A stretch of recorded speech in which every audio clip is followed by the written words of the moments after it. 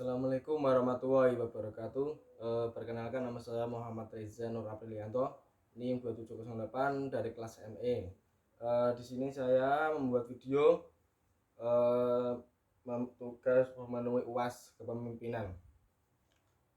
Yang nomor pertama, sebutkan jelaskan gaya-gaya kepemimpinan dan berikan contoh tokoh dunia dari masing-masing gaya kepemimpinan. Jelaskan bagaimana karakter tokoh tersebut. Jawabnya mengemukakan ada 3 gaya pokok kepemimpinan, yaitu gaya kepemimpinan otokratis, kepemimpinan demokratis, dan kepemimpinan yang bebas. Kepemimpinan otokratis adalah gaya kepemimpinan yang memiliki kriteria atau ciri yang selalu menganggap organisasi sebagai milik pribadi, arogan, mengidentikan tujuan pribadi dengan tujuan organisasi, menganggap bawahan sebagai alat semata, tidak mau menerima kritik dan saran, terlalu tergantung pada kekuasaan formalnya, dan tindakan pergerakannya sering mempergunakan pendekatan paksaan dan bersifat menghukum. Indikator dari gaya kepemimpinan otokratis: 1. Sentralisasi wewenang. 2. Produktivitas kerja. 3. Manajemen setiap keputusannya dianggap sah dan pengikut-pengikutnya wajib menerima perintah tanpa pertanyaan. Contoh 2. Berikutnya, kepemimpinan demokratis adalah gaya kepemimpinan yang memiliki karakteristik sebagai berikut: menganggap bawahan sebagai makhluk yang termulia di dunia, selalu berusaha mensinkronisasikan kepentingan dan tujuan organisasi dalam kepentingan dan tujuan pribadi daripada bawahannya, senang menerima saran, pendapat, bahkan kritik dari bawahan, selalu berusaha menjadikan bawahannya sukses dan berusaha mengembangkan kapasitas diri pribadi sebagai pemimpin. Indikator dari gaya kepemimpinan demokratis: 1. Hubungan baik antara pemimpin dengan pegawai. 2. Penghargaan terhadap pegawai. 3. Manajemen yang mendengarkan aspirasi bawahannya. Contoh dari yang berikutnya: kepemimpinan bebas atau masa bodoh. Tipe kepemimpinan ini merupakan kebalikan dari tipe kepemimpinan otokratis. Dalam kepemimpinan tipe ini, sang pemimpin biasanya menunjukkan perilaku yang pasif dan seringkali menghindar dari tanggung jawab. Seorang pemimpin yang kendali bebas cenderung memilih peran yang pasif dan membiarkan organisasi berjalan menuju temponya sendiri. Di sini, seorang pemimpin mempunyai keyakinan bebas dengan memberikan kebebasan yang seluas-luasnya terhadap bawahan dengan menganggap semua usahanya akan cepat berhasil. Sumber http djkn kemenku.go.id. Nomor 2. Jelaskan bagaimana kesesuaian gaya kepemimpinan dengan perilaku individu dan berikan contohnya. Jawabannya, gaya kepemimpinan. Gaya kepemimpinan mengacu pada pendekatan perilaku yang digunakan oleh pemimpin dalam mengaruhi, memotivasi, dan mengarahkan anggotanya.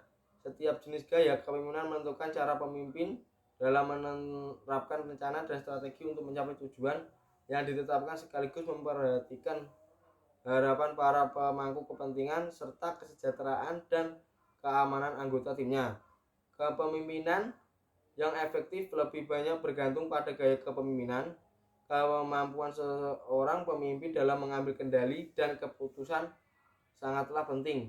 Selain itu, seorang pemimpin perlu mengetahui gaya kepemimpinan yang efektif dan cocok diterapkan pada organisasi atau situasi tertentu supaya mencapai keberhasilan. Intinya, memahami gaya kepemimpinan membantu seseorang pemimpin dalam mengambil kepemilikan, kontrol, dan tanggung jawab terhadap ukuran dan lingkungan tugas yang dihadapi. Cara memilih gaya kepemimpinan yang cocok dengan karakteristik individu. Setiap orang memiliki karakteristik yang berbeda, sehingga membutuhkan pendekatan kepemimpinan yang berbeda pula. Berikut ini langkah praktis yang bisa dilakukan untuk memilih gaya kepemimpinan sesuai karakteristik orang. Yang pertama, tentukan tujuan kepemimpinan yang dicapai. Yang kedua, evaluasi kekuatan dan kelemahan diri sendiri. Yang ketiga, adopsi gaya kepemimpinan yang cocok karakteristik kamu. Sumber http://greatlusa.com. Nomor 3, jelaskan bagaimana kesesuaian gaya kepemimpinan dengan perilaku kelompok dan berikan contohnya. Jawabannya, pengertian perilaku kelompok. Jadi, definisi ini, pengertian perilaku kelompok adalah suatu aktivitas yang dilakukan oleh seseorang individu dengan yang lainnya untuk mendapatkan aspirasi anggota, berinteraksi dari setiap individu, dan saling bergabung untuk mencapai sasaran yang diinginkan. Perilaku kelompok merupakan respon-respon anggota kelompok terhadap struktur sosial kelompok dan norma yang diadopsinya. Jadi, ketika sebuah kelompok memasuki dunia organisasi, maka karakteristik yang dibawaannya adalah kemampuan, kepercayaan pribadi, penghargaan kebutuhan, dan pengalaman masa lalunya. Dan organisasi juga mempunyai karakteristik yaitu keteraturan yang diwujudkan dalam susunan hierarki, pekerjaan-pekerjaan, tugas-tugas, wewenang, tanggung jawab, sistem pengajian, sistem pengendalian, dan lain sebagainya. Jika karakteristik antar kelompok digabungkan dengan karakteristik organisasi, maka akan terwujud perilaku kelompok dalam organisasi. Jadi, perilaku kelompok dalam organisasi adalah suatu fungsi dan interaksi antara sebuah kelompok dengan lingkungannya atau organisasi. http mahasiswa UNG ACID. Nomor 4, jelaskan bagaimana kecocokan gaya kepemimpinan dengan struktur organisasi dan berikan contohnya. Kecocokan gaya kepemimpinan dengan struktur organisasi dibutuhkan gaya kepemimpinan dan manajemen yang berbeda pula untuk mengoptimalkan peran generasi tersebut. Gaya kepemimpinan yang sangat cocok dengan kaum milenial dan Z seperti gaya kepemimpinan adaptif, gaya kepemimpinan suportif, dan gaya kepemimpinan aspiratif. Gaya kepemimpinan adaptif adalah gaya kepemimpinan yang dapat menyesuaikan diri dengan berbagai kondisi dan situasi. Gaya kepemimpinan ini tidak kaku dan luas serta tidak mengenal dengan sistem senioritas dalam organisasi. Gaya kepemimpinan suportif yaitu gaya kepemimpinan yang memberikan kesempatan yang sama untuk mengembangkan diri dalam organisasi. Kaum milenial menginginkan pemimpin yang dapat mengembangkan diri dalam organisasi. Kaum milenial menginginkan pemimpin yang dapat mengembangkan karir dalam organisasi dan bekerja lebih fleksibel. Gaya kepemimpinan aspiratif memposisikan mereka bahwa mereka butuh penghargaan dan dihargai atas pencapaiannya. Dari kesimpulan gaya kepemimpinan adaptif ini, gaya kepemimpinan suportif dan gaya kepemimpinan aspiratif di atas dapat ditarik benang merah sebagai berikut. 1. Mampu memanfaatkan kemajuan teknologi untuk proses kerja yang lebih efisien dan efektif. Yang kedua, dekat secara fisik dan juga melalui media sosial. Yang ketiga, tidak memposisikan diri sebagai pemimpin yang arogan, tetapi lebih menjadi seseorang pemimpin dan motor yang baik serta menjadi teman baik bagi bawahannya. Berani menjadi berbeda baik dari segi pemikiran, kebijakan maupun penampilan. Sumber http://www.djkn.kemenku.go.id. Yang nomor 5, jelaskan bagaimana seorang pemimpin dalam mengelola konflik dalam perusahaan dan berikan contoh studi kasus.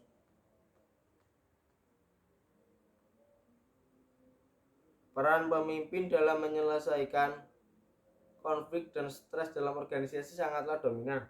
Seorang pemimpin harus mampu memecahkan masalah dengan baik, mampu mengembangkan konflik dan stres sehingga dapat mencapai titik kritis, namun jangan sampai tiba pada titik kepatahan atau breaking point. Adalah betul-betul mengandung resiko dan bahaya dan merupakan tugas yang sangat berat. Seorang pemimpin memerlukan jiwa yang dinamis, kreatif, berani, bertanggung jawab, dan berdedikasi penuh pengabdian yang hanya dimiliki oleh pribadi pemimpin yang karakter kuat. Pemimpin modern harus mampu mendorong bawahannya agar menemukan ide-ide sendiri, berpartisipasi aktif, dan mau menerima banyak perbedaan dan keragaman. Contoh kasus konflik beda gaya kerja di dalam perusahaan. Sebagai contoh kasus konflik dalam organisasi ini terjadi karena atasan menginginkan pekerjaan yang selesaikan membuahkan hasil secara cepat, sedangkan bawahannya adalah pribadi yang berhati-hati dalam bekerja dan mengambil keputusan sehingga terkesan lambat dalam menyelesaikan pekerjaan. Oleh karena itu, salah satu contoh manajemen konflik dan solusi untuk mengatasinya adalah dengan mendapatkan posisi karyawan sesuai dengan karakter dirinya. Setidaknya, tempatkan karyawan dalam posisi yang mampu mengembangkan kemampuan karyawan ke depan. Contoh http www.talenta.co/blog. Nomor 6, jelaskan bagaimana seorang mendelegasikan tugas kepada bawahan dan apa saja yang perlu diperhatikan dalam mendelegasikan. Cara mendelegasikan pekerjaan yang efektif. Agar proses pendelegasian dapat berjalan dengan efektif dan hambatan-hambatan tersebut dapat diatasi, maka diperlukan beberapa faktor yang perlu diperhatikan. Sehingga secara garis besar ada persyaratan utama dalam melakukan pendelegasian, yaitu komitmen manajemen untuk memberikan kebebasan kepada bawahan, karyawan, dan melaksanakan tugas yang didelegasikan kepadanya. Penggabungan komunikasi antar pribadi pemimpin dan karyawan untuk meningkatkan saling pengertian menjadikan delegasi yang lebih efektif lagi. 1. Menentukan tugas yang jelas. Pemimpin harus mengerti dan mengetahui tugas wewenang apa saja yang telah didelegasikan oleh karyawan sehingga terperinci secara jelas. Kejelasan tugas dapat mencakup akan persamaan bentuk tugas yang didelegasikan, kejelasan sasaran atau tujuan dari tugas tersebut. Yang kedua, mengetahui kemampuan dan kesiapan bawahan. Dengan mengetahui kemampuan bawahan, maka pemimpin dapat lebih mudah mendelegasikan tugasnya kepada orang yang tepat. Hal itu dapat dilakukan dengan membandingkan karakteristik tugas yang akan didelegasikan dengan kapabilitas atau kemampuan bawahan. Yang ketiga, komunikasikan secara jelas. Kunci dari manajemen perusahaan adalah melakukan komunikasi yang jelas dan terbuka. Hal ini menjadi penting supaya tugas didelegasikan dapat berjalan lancar. Pemimpin perlu menjelaskan kepada bawahan tentang ekspektasi terhadap tugas dan segala informasi yang dibutuhkan oleh karyawan untuk mencapai tujuan. Pemimpin juga dapat menuliskan informasi tersebut atau memberi panduan pada karyawan. Yang berikutnya, memberikan motivasi kepada bawahan. Pemimpin dapat memotivasi bawahan melalui perhatian dan kepada kebutuhan dan tujuan setiap individu bawahan agar dapat bekerja dengan baik. Terkadang tugas akan dijadikan dengan baik apabila bawahan merasa bahwa tugas tersebut dapat memenuhi kebutuhan dan kepentingannya. Yang berikutnya, lakukan evaluasi secara berkala. Melakukan evaluasi secara bertahap akan memastikan bahwa setiap anggota karyawan berada pada jalur yang tepat. Karyawan juga pasti akan memiliki pertanyaan, maka pastikan bahwa pemimpin telah menyediakan jawabannya yang sesuai. Selain itu, tentukan tingkat pengontrolan yang harus dilakukan untuk melihat kinerja karyawan. Sumber http pelatihan. Nomor 7, jelaskan bagaimana seorang pemimpin dalam pengambilan keputusan, apa saja yang perlu. Proses pengambilan keputusan. Proses pengambilan keputusan adalah metode mengumpulkan informasi, menilai alternatif, dan akhirnya menentukan pilihan akhir. 5 langkah proses pengambilan keputusan. 1. Identifikasi keputusan yang diambil. Semua pertanyaan ini adalah teknik penetapan goal umum yang akhirnya akan membantu Anda menemukan solusi tepat saat sudah ditentukan dengan jelas. Anda akan memiliki lebih banyak informasi untuk menghasilkan keputusan terbaik guna memecahkan masalah. 2. Kumpulkan informasi relevan. Mencari informasi di luar tim atau perusahaan Anda juga penting. Pengambilan keputusan efektif memerlukan informasi dari banyak sumber berbeda. Temukan sumber daya eksternal, baik dengan melakukan riset pasar atau berbincang dengan kolega di perusahaan lain memiliki pengalaman relevan. Yang berikutnya, cari solusi alternatif. Langkah ini mewajibkan Anda untuk mencari banyak solusi berbeda dengan masalah yang dihadapi. Menemukan lebih dari satu alternatif sangat penting dalam pengambilan keputusan bisnis karena pemangku kepentingan berbeda mungkin memiliki kebutuhan berbeda, tergantung peran mereka. Berikutnya, pertimbangkan bukti. Inilah saat Anda mengambil sebuah solusi berbeda yang ditemukan dengan menganalisis cara mengenai masa awal Anda. Pilih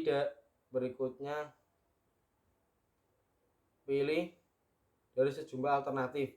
Langkah selanjutnya adalah mengambil keputusan akhir. Pertimbangkan semua informasi yang telah dikumpulkan dan pengaruh keputusan ini terhadap setiap pemangku kepentingan. Sekian.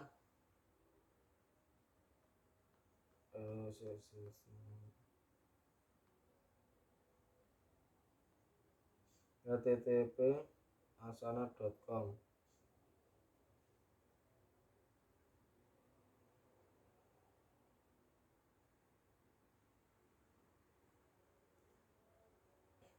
Sekian dari penjelasan saya. Bila ada salah kata mohon dimaafkan. Wassalamualaikum warahmatullahi wabarakatuh.